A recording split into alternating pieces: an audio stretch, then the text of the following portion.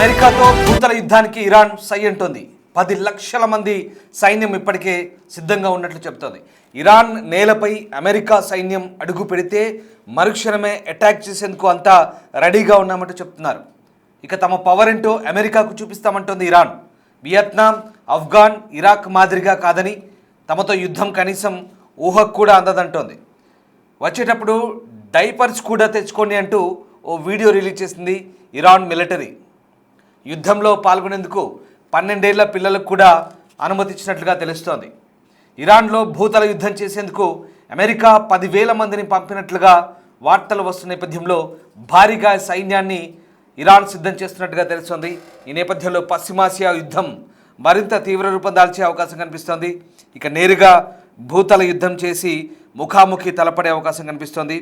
ప్రధానంగా ఇప్పటివరకు మిసైల్స్, డ్రోన్లతో జరిగిన యుద్ధం ఇకపై మరో రూపు సంతరించుకోబోతోంది. ఇక నేరుగా యుద్ధం భూతలంపై ముఖాముఖి జరిగే అవకాశాలు కనిపిస్తున్నాయి. అందుకు తగ్గట్టుగా అమెరికా ఇప్పటికే 10,000 మందిని పశ్చిమాసియా వైపు తరలిస్తున్నట్టుగా వార్తలు వస్తున్నాయి. ప్రధానంగా ఓవైపు ఇరాన్తో చర్చలు జరుపుతూనే మరోవైపు అత్యాధునిక ఫైటర్ జెట్లను, విమాన వాహక నౌకలను పశ్చిమాసియాకు తరలిస్తున్నారు. దాంతోపాటు మరొక 10,000 మంది అమెరికా పదాతి దళ సైన్యం ఎవరైతే ఉన్నారో యుఎస్ ట్రూప్స్ని మోహరించేందుకు అమెరికా రక్షణ శాఖ పెంటగాన్ సమగ్ర వ్యూహాలను రూపొందించినట్లుగా వస్తున్న వార్తా కథనాల నేపథ్యంలో ఇరాన్ కూడా అప్రమత్తమవుతుంది. ఇక ఈ ట్రూప్స్ ఏవైతే ఉన్నాయో పెద్ద మొత్తంలో సాయుధ వాహనాలను కూడా తరలిస్తున్నారు.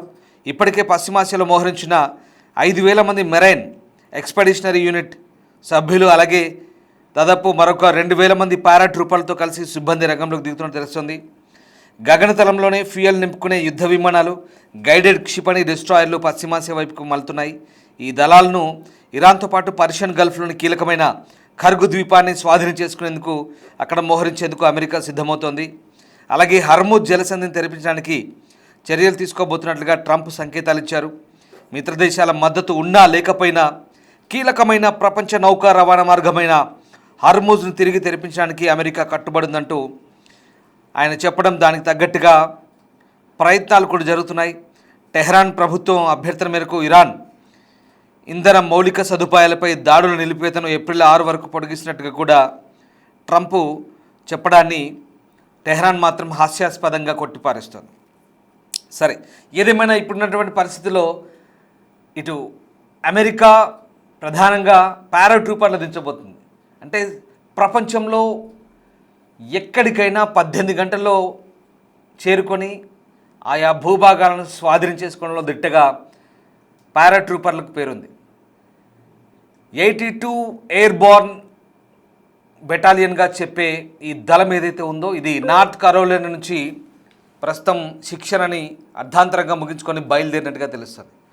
ఆ విన్యాసాలను ముగించుకొని బయలుదేరారంటే ఇక మధ్యధరా సముద్రం నుంచి వాళ్ళు దగ్గరగా ఇరాన్కు దగ్గరగా చేరుకున్నారని తెలుస్తుంది. ఇప్పటికే తైవాన్ నుంచి నేవీ సీల్స్, మెరైన్ కమాండోలు కూడా బయలుదేరారు. వీళ్ళంతా కూడా అరేబియా సముద్రంలో ఇప్పటికే ట్రిపోలి నౌకలో కలుసుకున్నారు. ఇప్పటికే యుఎస్ఎస్ గెరార్డ్ ఫోర్డ్ ఉంది, అలాగే అబ్రహం లింకన్ ఉంది, ఇక ట్రిపోలి నౌక. ఈ మూడిట్లో ఇప్పటికే డెస్ట్రాయర్, ఎయిర్ క్యారియర్లు ఉన్నాయి. అలాగే విధ్వంసకర వార్ హెడ్లు, క్షిపణులు ఉన్నాయి. అవసరమైతే న్యూక్లియర్ వార్ హెడ్లు కూడా అందులో ఇమిడి ఉన్నాయి. దాంతోపాటు జలాంతర్గాములు కూడా రెడీగా ఉన్నాయి. సరే, ఇవన్నీ ఒక ఎత్తు. ఇక ఇప్పుడు మరొక ఎత్తు, అసలు విషయానికి వద్దాం. ఇంతకీ ఏం జరుగుతోంది? 10 లక్షల మందితో సైన్యాన్ని సిద్ధం చేస్తున్నామంటుంది ఇరాన్. అమెరికా ఎంతమందిని పంపినా, ఎన్ని గొప్పలు చెప్పినా, ఇదిగో చూసుకుందాం, ఇక రండి, అసలు సంగతి మేం చెప్తామంటూ మొదలుపెట్టారు. ఏంటి ఆ సంగతి? 10 లక్షల మంది సైన్యాన్ని సిద్ధం చేసినట్టుగా ఇరాన్ చెప్తోంది. యుద్ధం 28వ రోజుకు చేరుకుంది. ఓవైపు ట్రంప్ చర్చలు జరుగుతున్నాయని చెప్తూ దాడులకు బ్రేక్ ఇచ్చామని చెప్తూనే ఈ క్రమంలో ఇరాన్ అప్రమత్తం అవుతుంది. ఏప్రిల్ 6వ తేదీ తర్వాత అమెరికా మరింతగా విరుచుకుపడే అవకాశాలు ఉన్నాయని స్పష్టంగా క్లారిటీకి వచ్చింది ఇరాన్. దీంతో ఈసారి అమెరికాను ఎదుర్కొనేందుకు సర్వం సిద్ధం చేసుకుంటుంది. అయితే ఈ నేపథ్యంలో అమెరికా సైన్యం గ్రౌండ్ ఆపరేషన్ భూతల యుద్ధానికి దిగితే కనుక 10 లక్షల మందితో సైన్యాన్ని రెడీ చేసినట్లుగా ఇరాన్ ప్రకటించింది. ఇరాన్ దేశంలోని యువతను సమీకరిస్తోంది, యుద్ధంలో మెలకువలు నేర్పిస్తోంది. అమెరికా దించే 10,000 మంది సైన్యాన్ని ఢీకొట్టేందుకు 10 లక్షల మందితో సిద్ధంగా ఉన్నామంటూ ప్రకటించింది ఇరాన్. 12 ఏళ్ల వయసున్న పిల్లలను కూడా సైన్యంలోకి తీసుకుంటున్నట్లుగా ఇప్పటికే వార్తలు వచ్చినట్టుగా తెలుస్తోంది. 10 లక్షల మంది సైన్యం అనేది చాలా ఇంట్రెస్టింగ్గా ఉండబోతోంది. ఇదే సమయంలో అమెరికా మిత్ర దేశాలైన గల్ఫ్ దేశాలకు మరో వార్నింగ్ ఇచ్చింది ఇరాన్. అమెరికా సైనికులు బస చేసే హోటళ్లు, రిసార్టులు, భవనాల నుంచి సామాన్య జనం దూరంగా ఉండాలంటూ హెచ్చరించింది ఇరాన్. అమెరికా సైనికులు ఉండే హోటళ్లు అన్నీ తమ టార్గెట్లో ఉన్నాయని, అమెరికా నుంచి వచ్చి పశ్చిమాసియా దేశాల్లో ఎక్కడున్నా వాళ్ళని టార్గెట్ చేస్తామంటూ స్పష్టమైన హెచ్చరికలు చేస్తోంది. అయితే ఇరాన్ పంపిన ఈ హెచ్చరికల్ని అమెరికా కూడా సీరియస్గా తీసుకుంటుంది. అమెరికా సైనికులు ఎక్కడున్నా అది అమెరికా స్థావరంగానే భావిస్తామని, చూస్తూ ఊరుకునేది లేదంటూ ప్రతీకారం తీర్చుకుంటామంటూ, దాడి చేసి తీరుతామంటూ ఆయా దేశాలకు ఇరాన్ స్ట్రాంగ్ వార్నింగ్ ఇస్తోంది. మరికొన్ని రోజుల్లోనే అమెరికా నుంచి వివిధ విభాగాలకు చెందిన 10,000 మంది సైన్యం పశ్చిమాసియా దేశాల్లో ల్యాండ్ కాబోతున్నారు. ఈ 10,000 మందిలో 5,000 మంది మెరైన్ కమాండోలు, మరో 2,000 మంది పారాట్రూపర్లు, ఇంకా మిగతా ట్రూపర్లు వస్తున్నారు. వీళ్ళందరూ కూడా బస చేసే ప్రాంతాలు ఏవైతే ఉన్నాయో అవన్నీ కూడా అమెరికా స్థావరాలుగానే భావిస్తామని, దాడులు చేస్తామంటూ ఇరాన్ ఇచ్చిన వార్నింగ్తో ఇప్పుడు గల్ఫ్ దేశాలు మళ్ళీ ఆందోళన చెందుతున్నాయి. సో దీంతో ప్రస్తుతం ఏం జరగబోతుందనే ఒక ఉత్కంఠ అయితే నెలకొంది. ఈ నేపథ్యంలో మరి ఎలాంటి పరిణామాలు చోటు చేసుకుంటాయని మాత్రం ఆసక్తికరంగా మారబోతోంది. సో 10 లక్షల మందికి పైగా సైన్యాన్ని సిద్ధం చేసినట్లు సమాచారం అందుతోంది. ఆ దేశ సైనిక అధికారుల నుంచి కొన్ని లీకులు ఇప్పటికే బయటకు వస్తున్నాయి. సో ఈ క్రమంలోనే Basij force, Islamic revolutionary guard corps, ఐఆర్జీస్తో సహా అనేక విభాగాలు తక్షణమే కథన రంగంలోకి వచ్చే విధంగా దళాలను బలోపేతం చేసినట్టుగా ఇరాన్ సైనిక వర్గాలు చెప్తున్నాయి. ఇరాన్ నేలపై అమెరికా సైన్యం అడుగు పెడితే వాళ్ళ బూట్లు చప్పులు వినబడితే కనుక వారికి నరకం చూపించేందుకు తమ యోధులు సిద్ధంగా ఉన్నారంటూ ఐఆర్జీసీ హెచ్చరిస్తుంది. స్వచ్ఛందంగా సైన్యంలో చేరతామని బసీజ్ ఫోర్స్, ఐఆర్జీసీలకు యువకుల నుంచి పెద్ద ఎత్తున దరఖాస్తులు వస్తున్నట్టుగా తెలుస్తోంది, అభ్యర్థనలు వస్తున్నాయి. ఈ నేపథ్యంలో ఇక ఉద్రిక్తతలు తీవ్రమవుతున్న ఈ పరిస్థితుల్లో యుద్ధంలో పాల్గొనేందుకు అర్హత వయసును కూడా 12 ఏళ్ల వరకే, 12 ఏళ్ళు దాటితే చాలు యుద్ధంలో పాల్గొనేందుకు అనుమతి ఇవ్వాలని నిర్ణయించినట్టుగా తెలుస్తుంది. దీనికి ఫర్ ఇరాన్ అని పేరు పెట్టినట్టుగా కూడా తెలుస్తుంది. పెట్రోలింగ్ చెక్ పాయింట్ దగ్గర వీరిని ఉంచబోతున్నారు. ఇరాన్తో యుద్ధం కొనసాగుతున్న నేపథ్యంలో ఇజ్రాయెల్ సైనిక కొరతను ఎదుర్కొంటున్నట్టుగా కూడా తెలుస్తుంది. అవసరమైన దానికంటే 12,000 మంది తగ్గినట్లు సైనికాధికారులు ప్రభుత్వానికి వెల్లడించినట్టుగా కొన్ని మీడియా సంస్థలు తెలుపుతున్నాయి. ఈ కొరతతో ఐడిఎఫ్కు కొంత ఇబ్బంది కలగవచ్చు అంటూ ఆ సంస్థ చీఫ్ లెఫ్టినెంట్ జనరల్ అయాల్ జమీర్ ఆందోళన వ్యక్తం చేస్తున్నారు. దీనిపై వెంటనే చర్యలు తీసుకోవాలంటూ పిలుపునిచ్చారు. దీనికి సంబంధించి ఇజ్రాయెల్ ప్రధాని నెతన్యాహుతో సహా ఇతర ఉన్నతాధికారులు కూడా ఆయన లేఖ రాసినట్టుగా కొన్ని వార్తలు వస్తున్నాయి. సరే, ఇదంతా ఒక ఎత్తు అయితే ఇప్పుడు మరి ఇరాన్తో యుద్ధంపై అమెరికా కీలక ప్రకటన చేసింది. ఇప్పటి వరకు 10,000కు పైగా లక్ష్యాలపై దాడులు చేసినట్టుగా చెప్తున్నారు. సో 10,000కు పైగా అటాక్స్ చేశామంటున్నారు. తాము జరిపిన దాడిలో 3/2 ఆయుధ కర్మాగారాలపైన అంటూ వెల్లడించారు. దీనికి సంబంధించి US navy admiral Brad Cooper కొన్ని అంశాలను వెల్లడించారు. ఇజ్రాయెల్తో కలిపి వేలాది లక్ష్యాలను ఇరాన్లో ఛేదించామని, ఖచ్చితమైన దాడులు ఇరాన్ వైమానిక రక్షణ వ్యవస్థను ధ్వంసం చేశాయని చెప్తున్నారు. అమెరికా యుద్ధ విమానాలు ఇరాన్పై విరుచుపడ్డాయి. స్పష్టంగా దాడులు కనిపిస్తున్నాయి. ఇరాన్ నేవీకి చెందిన అతిపెద్ద నౌక దాదాపు 92% ధ్వంసమైందని చెప్తున్నారు. నౌకాదళ శక్తిని కూడా పూర్తిగా విధ్వంసం చేశామని చెప్తున్నారు. ఆయుధ కర్మాగారాలను విధ్వంసం చేశామని చెప్తున్నారు. క్షిపణులు, డ్రోన్లు, నౌకాదళ ఉత్పత్తి సౌకర్యాలు, షిప్యార్డ్లు ఇవన్నీ విధ్వంసం చేశామంటారు. ఇంకా మా పని పూర్తి కాలేదు. ఇరాన్ విస్తృత సైనిక తయారీ వ్యవస్థను పూర్తిగా నిర్మూలించే దిశగా ఉన్నామంటూ బ్రాడ్ కూపర్ చెప్తున్నారు. మరోవైపు అటు ఐడిఎఫ్ ఏం చెప్తుంది? ఇరాన్ అణు కార్యక్రమాలకు కేంద్రంగా ఉన్న ఇస్ఫహాన్ నగరానికి దాడులు అయితే పూర్తి చేశాము, మౌలిక సదుపాయాలు పూర్తిగా దెబ్బతీశామంటూ ఐడిఎఫ్ చెప్తోంది. ఇక టెహ్రాన్లోని ఇరాన్ ప్రభుత్వానికి చెందిన ఆయుధాల తయారీ కేంద్రాలను లక్ష్యంగా చేసుకున్నామని కూడా చెప్తున్నారు.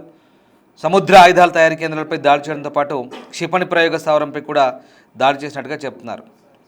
సో ఇది పరిస్థితి. ఇక్కడ ఇరాన్ ఏం చెప్తుందంటే ఈ యుఎస్ ఇజ్రాయెల్కు స్ట్రాంగ్ వార్నింగ్ ఇస్తుంది. నెతన్యాహు ట్రంప్ మోసపూరిత మాటలు నమ్మి మీ పిల్లల్ని నరకానికి పంపొద్దంటూ అమెరికా ప్రజలను కోరుతుంది. అంతేకాదు ఇజ్రాయెల్ నగరాలను నేలమట్టం చేస్తామంటూ మండిపడుతుంది. తమ స్వార్థ రాజకీయాల కోసం నెతన్యాహు ట్రంప్ అమెరికా సైనికుల ప్రాణాలను ఫలంగా పెడుతున్నారంటూ ఆరోపించింది. సో ఇది పరిస్థితి. ఇప్పుడున్న సిచ్యువేషన్లో మరి ఇక్కడ అమెరికన్ గ్యాస్ స్టేషన్లో, ఇరాన్ వీధుల్లో, టెల్ అవీవ్లో ఏం జరుగుతుందో గమనించాలంటూ ఇరాన్ చెప్తోంది.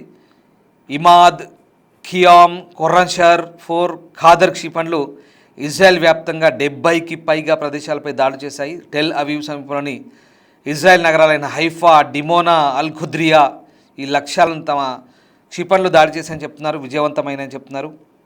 అలాగే టెల్ అవీవ్, హైఫా నగరాలను నేలమట్టం చేశామని, తమ అమరవీరుడైన నాయకుడు ఖమేనీ తమకు నేర్పింది ఇదే అంటూ ఇస్లామిక్ రెవల్యూషనరీ గార్డ్ కార్ప్ చెప్తుంది. సరే, ఇదంతా ఎత్తు. మరి పశ్చిమాసియా యుద్ధంలో ఇరాన్కు రష్యా సహాయం చేస్తున్నట్లుగా అంతర్జాతీయ మీడియాలో వార్తలు వస్తున్నాయి. ఇరాన్కు పుతిన్ ప్రభుత్వం దశలవారీగా డ్రోన్లను డెలివర్ చేస్తుందంటూ కూడా ఈ వార్తల సారాంశం. ఈ నెలాఖరుకు ఆ రవాణా పూర్తవుతుందని, డ్రోన్లతో పాటు ఆహారం, ఔషధాలను కూడా పంపిస్తుందంటూ అంతర్జాతీయ మీడియాలో వార్తలు వస్తున్నాయి. ఏదేమైనా మరి యుద్ధం చూడండి, ఇన్ని రకాల పరిణామాలు. ఓవైపేమో అమెరికా చర్చలు అంటూనే సర్వసన్నద్ధమవుతుంది. వాళ్ళ వ్యూహాలు వాళ్ళకు ఉన్నాయి. పారాట్రూపర్లను పంపుతున్నారు, మెరైన్ కమాండోలను పంపుతున్నారు. 6వ తారీఖు, ఏప్రిల్ 6వ తారీఖు అంటే ఇవాళ నుంచి సరిగ్గా ఇంకొక 10 రోజులు గ్యాప్ ఇస్తున్నారు. ఈ 10 రోజులు మీ ఇంధన డిపోలపై, మీ ఇంధన రంగ వ్యవస్థలపై మేము దాడులు చేయము, మేము ఆన్ హోల్డ్లో పెట్టాము, ఒక ఛాన్స్ యూజ్ చేసుకోండి, ఓటమిని ఒప్పుకోండి, లేకుంటే ఇక మిమ్మల్ని పూర్తిగా మట్టుమంటూ అమెరికా హెచ్చరిస్తుంది. ఇక్కడ ఇరాన్ ఏం చెప్తుంది? ఇదంతా కూడా హాస్యాస్పదం అంటుంది. అసలు మీతో చర్చలకు ఎవడు రావట్లేదు, మేము కూడా తెగేదాకా లాగుతాం, ఇక చచ్చేదాకా పోరాడతామంటూ ఇరాన్ చెప్తుంది. అంటే పూర్తి తెగింపు ప్రదర్శిస్తున్నారు. ఇక్కడ పరిస్థితి ఏంటంటే 6వ తారీఖు తర్వాత ఏం జరగబోతుంది అనేది ఇప్పుడు ఈ వార్త సారాంశం. ఇప్పుడు ఇదంతా కూడా 6వ తారీఖు తర్వాత జరిగే సన్నాహాల గురించినటువంటి ఏర్పాట్లు ఇవి ఇప్పటిదాకా చెప్పినది కూడా. ఎందుకంటే ఆలోపు ఒకవేళ చర్చలకు కనుక పాకిస్తాన్ లాంటి దేశాలు, తుర్కీ లేదా ఈజిప్ట్ లాంటి దేశాలు ప్రయత్నాలు చేస్తున్నాయి. కానీ ఎక్కడ ఇవంతా బలహీనంగా ఉన్నాయి. దౌత్యపరమైనటువంటి వ్యవహారాలు, మధ్యవర్తులంతా కూడా బలహీనంగా కనిపిస్తున్నారు. ఎక్కడ స్ట్రాంగ్ లేదు. అది సాధ్యం కాకపోవచ్చు బహుశా. ఎందుకంటే ఇక్కడ చర్చలు అంటూనే దాడులు, పెద్ద దాడులు, విపరీతంగా దాడులు జరుగుతున్నాయి. వీళ్ళు టెల్ అవీవ్పై చేస్తున్నారు, హైఫాపై చేస్తున్నారు, జెరూసలంపై చేస్తున్నారు, వీళ్ళేమో టెహ్రాన్పై చేస్తున్నారు, అలాగే సిరాజ్ అనే నగరంపై చేస్తున్నారు, ఇంకా చాలా నగరాలు. ఇప్పటి వరకు 200కు పైగా సిటీలపై దాడులు జరిగాయి ఇరాన్లో. ఇప్పటి వరకు దాదాపు 2000 మందికి పైగా మరణించినట్టుగా తెలుస్తున్నాయి అధికారికంగానే. అటు లెబనాన్పై దాడి చేస్తున్నారు. సదరన్ లెబనాన్ అయితే పూర్తిగా ఇజ్రాయెల్ సగం 30% ఆక్యుపై చేసుకుంది. ఏం చెప్తున్నారు? ఇదంతా బఫర్ జోన్, ఇక గీత గీసుకొని కూర్చున్నారు. ఇక మేము ఇక్కడ ఆల్రెడీ తిష్ట వేసాం, ఇది బఫర్ జోన్, ఇది ప్రస్తుతం మా ఆధీనంలోనే ఉంటుంది, మీ దగ్గరనే హెజ్బుల్లా మిలిటెంట్లను పూర్తిగా సర్వనాశనం చేసిన తర్వాత మేము ఇక్కడి నుంచి వెళ్ళిపోతామంటూ చెప్తున్నారు. అది అంతర్జాతీయ నిబంధనలకు విరుద్ధం అంటూ లెబనాన్ వాదిస్తుంది. ఏదేమైనప్పటికీ కూడా పరిస్థితులు రోజు రోజు చేదాటిపోతున్నాయి. ఓవైపు చర్చలు, యుద్ధం ముగుస్తుందని అనుకుంటే, మరోవైపు కొద్ది రోజులు గ్యాప్ ఇచ్చి మరికొద్ది రోజులు యుద్ధానికి ఇంకా గట్టిగా రెడీ అవుతున్నట్టుగా మనకు క్లియర్గా అర్థమవుతుంది. సో ఈ మొత్తం వ్యవహారం చూస్తుంటే వెరీ క్లియర్. అమెరికా 10,000 మందిని పంపితే మేము 10 లక్షల మందితో రెడీగా ఉన్నాము, రండి అని చెప్తున్నారు. 12 ఏళ్ళు దాటితే చాలు వచ్చి చేతిలో తుపాకులు ఇస్తాం, పోయి కొట్లాడండి అని చెప్తున్నారు ఇరాన్. సో ఇది పరిస్థితి. పైగా మా నేత అయతుల్లా అలీ ఖమేనీయే మాకు ఇదే నేర్పించాడంటూ చెప్పుకుంటున్నారు. చూడాలి ఇక ఇది ఎటు దారి తీస్తుంది, ఏం జరగబోతుంది అనేది భవిష్యత్తులో మనకు తేలబోతుంది. యుద్ధం కనుక తీవ్ర రూపం దాల్స్తే ప్రాబ్లం ఏంటంటే, ఇక్కడ గల్ఫ్ దేశాలు, ఇప్పటికే గల్ఫ్ కోఆపరేషన్ కౌన్సిల్ చెప్తుంది ఏంటంటే, మీరు చాలా వరకు దాడులు చేశారు మా మీద. ఇది బహ్రెయిన్, కువైట్, ఖతర్, సౌదీ, అలాగే జోర్డాన్, ఈ యుఏఈ, ఎమిరేట్స్, ఇట్లాంటి దేశాలను కూడా ఇప్పటికే హెచ్చరికలు ఇస్తున్నాయి. ఇక చేసింది చాలు, ఇప్పటివరకు బాగా చేశారు, ఇక్కడ నుంచి మేము ఊరుకోమంటున్నారు వాళ్ళు కూడా. వీళ్ళు ఏమంటున్నారు? ఇక్కడ యుఎస్ సెంట్రల్ కమాండ్ ఏం చెప్తుందో ఒప్పుకున్నారు. మా సైనికులు టార్గెట్ చేస్తారు కాబట్టి అక్కడక్కడ హోటల్లో ఉంటున్నారు, కొన్ని చోట్ల వేరే చోట్ల డిప్లాయ్ చేస్తామని చెప్తున్నారు. సో ఇక్కడ ఇరాన్ ఏం చెప్తుందంటే వాళ్ళు ఎక్కడ హోటళ్లలో దాక్కున్నా ఈ గల్ఫ్ దేశాల్లో ఏ హోటళ్లలో బస చేసినా లేదా ఎక్కడ ఏ ప్లేస్లో వాళ్ళని ఉన్నా కూడా అవి అమెరికా స్థావరాలుగానే భావిస్తాము. అప్పుడు మీరు దుబాయా, కువైటా, బహ్రెయిన్ అని చూడము, ఎక్కడైనా మీ ఇళ్లలో పెట్టుకున్నా కూడా మీ ఇళ్లపై దాడి చేస్తామని వీళ్ళు చెప్తున్నారు. సో ఇది సిచ్యువేషన్. దీంతో గల్ఫ్ దేశాలు మళ్ళీ ఆందోళనకు గురవుతున్నాయి. ఏం జరగబోతుంది? సో ఏప్రిల్ 6 వరకు చర్చల ప్రక్రియ కనుక సానుకూలంగా ఉండి చర్చలకు వస్తే కనుక ఏదైనా డెవలప్మెంట్ ఉండొచ్చు.